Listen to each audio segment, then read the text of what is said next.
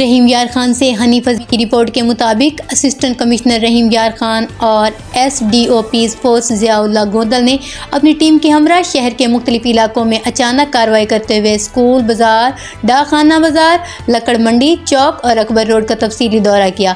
اس دوران دکانوں، ہوٹلوں اور دیگر کاروباری مراکز کی جامع چیکنگ کی گئی۔ کارروائی کے دوران سرکاری نرخ نامے اویزہ نہ کرنے، تجاوزات قائم کرنے، صفائی کی ناقص صورتحال اور دیگر قانونی خلاف ورزیوں پر متعدد دکانوں کو جرمانہ عائد کیے گئے، جبکہ بعض تاجروں کو سخت وارننگ بھی دی گئی۔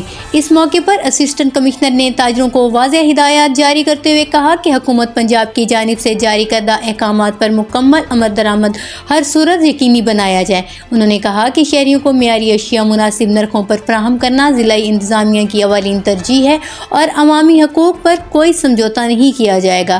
خلاف ورزی کی صورت میں سخت قانونی کارروائی عمل میں لائی جائے گی۔ ایس ڈی او پیز فورس ضیاء اللہ گوندل نے کہا کہ شہر میں نظم و ضبط برقرار رکھنے، تجاوزات کے خاتمے اور مہنگائی پر قابو پانے کے لیے آئندہ بھی اسی طرح اچانک چیکنگ کا سلسلہ جاری رکھا جائے گا تاکہ عوام کو ریلیف فراہم کیا جا سکے۔